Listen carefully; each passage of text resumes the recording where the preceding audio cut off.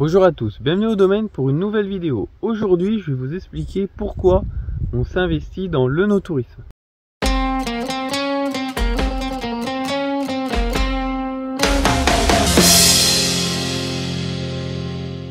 L'œnotourisme, je ne reviendrai pas sur sa définition puisque je l'ai abordé assez largement dans une vidéo précédente. Et là, le but de cette vidéo est plus de vous dire pourquoi on a choisi de développer cette activité.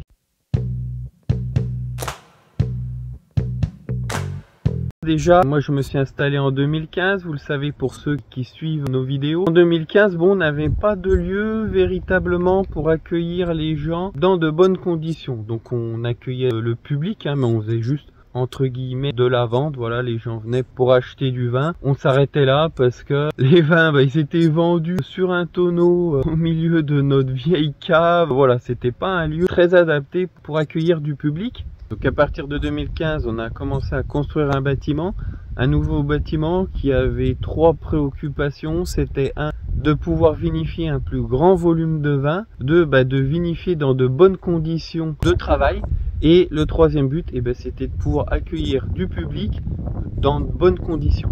En novembre 2017, on a inauguré notre cave et notre magasin à Royer, et à partir de là, on a essayé de mettre en place tout un tas d'événements, d'animations basés sur l'œnotourisme. C'est donc en été 2018 qu'on a commencé réellement à développer cette activité. Alors on l'a pas développé d'un coup, mais petit à petit jusqu'à maintenant, et on continue encore. À la base, en 2018, quand on a commencé, on savait même pas vraiment qu'on faisait de l'œnotourisme. Je vais vous expliquer pourquoi on s'est mis à faire ça. Le but premier n'était pas de se dire on va faire de l'œnotourisme pour faire de l'œnotourisme. On a commencé par des dégustations dans les vignes. On faisait ça plusieurs fois dans l'été de manière gratuite. Le tout premier but de ces événements-là, c'était de faire découvrir aux gens les métiers de la vigne et du vin. Se balader dans les vignes, c'est un motif à poser des questions sur la culture de la vigne, sur le métier du vin et le travail de la vigne d'une manière générale. Et le but, c'était plus de faire de la pédagogie pour essayer de montrer que notre métier ne se résumait pas que à balancer des phytos tout au long de l'année. En 2018, c'était compliqué, je trouve. On avait eu des cas très bêtes de personnes qui ont traité à côté de cours d'école. Bon voilà, ça avait fait grand bruit. À juste raison, Les agriculteurs qui avaient fait ça, c'était pas forcément les plus respectueux des riverains. Donc je comprends que ça avait fait du bruit. Mais en même temps, les médias s'en étaient emparés. Et dans les médias, on ne voyait plus que ça. C'était les agriculteurs pollueurs qui traitent n'importe où, n'importe quand.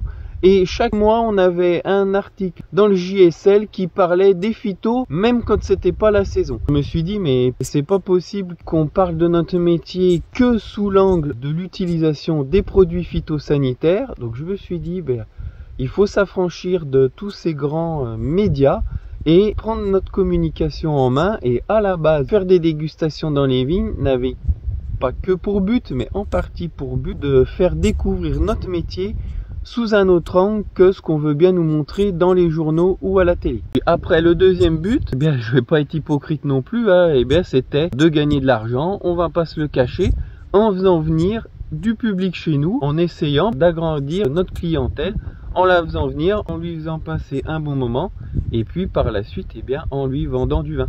C'est les premiers objectifs, c'est comme ça qu'on a commencé. On savait pas que ça s'appelait de l'œnotourisme. Voilà, on a vraiment commencé par ce biais-là, et puis après, on a appris, on s'est aperçu qu'on faisait de l'œnotourisme sans vouloir en faire. Donc on s'est dit, tiens, si on développait tout ça, suite aux dégustations dans les vignes, on a développé tout un tas d'animations tout au long de l'année, toujours dans le but de toujours faire mieux connaître au public les métiers de la vigne et du vin. En plus, il se trouve que c'est quelque chose que j'aime bien faire parce que j'aime bien partager ma passion du métier. Parce que clairement, si vous faites ça uniquement pour gagner de l'argent, alors je vais pas dire qu'on ne gagne pas d'argent avec ce type d'activité, mais c'est quand même quelque chose qui est assez chronophage. Donc voilà, il faut plus, pour moi, je ne ferai pas ça que pour l'argent. Le but, c'est de lier un petit peu tout ça, faire connaître aux gens notre métier pour arrêter qu'ils croient un petit peu toutes les bêtises qu'on peut raconter à longueur de temps dans les différents médias. Se faire connaître, parce que quand on communique pour dire qu'il y a un événement, ça permet de se faire connaître. Peut-être que les gens ne viendront pas forcément à l'événement, mais se diront, ah bah tiens, il y a un domaine dans le coin, on pourra aller le visiter. Indirectement, ça nous fait de la publicité pour notre vin, ça nous crée aussi une notoriété, parce qu'en général, eh bien, on essaye d'accueillir plutôt bien les gens sont satisfaits, ça fait parler de ce qu'on peut faire autour d'eux, petit à petit, ça nous crée une notoriété. Autre objectif aussi, eh bien, c'est de faire des choses qui me plaisent, qui m'intéressent. Ça vient typiquement agrémenter un petit peu, je dirais, le travail de la vigne et du vin, tout en étant complètement complémentaires. Pour l'aspect économique, je dirais que ça va au-delà de gagner de l'argent pour gagner de l'argent. Alors bien sûr, comme n'importe quelle entreprise, on cherche à gagner de l'argent, mais pourquoi le no-tourisme est important pour ça? Eh bien, c'est qu'il nous permet de nous affranchir, ou du moins participe à limiter tous les intermédiaires pour vendre le vin qui peuvent graviter autour de nous. Je m'explique, c'est-à-dire que en développant le no-tourisme, ça nous permet de faire plus de ventes directes à la propriété. Si je fais plus de ventes directes à la propriété, eh bien j'ai moins besoin de vendre mes vins à par exemple des négoces, des grossistes, des choses comme ça. Pour moi, c'est plus rémunérateur la vente directe déjà, on va pas se le cacher. Et puis ça évite les fluctuations de prix, notamment par exemple comme le marché négoce. Ça, je reviendrai. J'ai une vidéo dans les cartons sur le négoce. Je vous dirai les avantages et les inconvénients à travailler avec le négoce. Mais voilà, moi ce que je souhaite développer, c'est mettre en place le plus possible de la vente directe. Pour moi, c'est ce qu'il y a de plus rémunérateur et de plus régulier en termes de volume de vente. Le but, c'est de développer tout ça, et le no-tourisme, eh bien, vient complètement participer à la stabilité des ventes du domaine.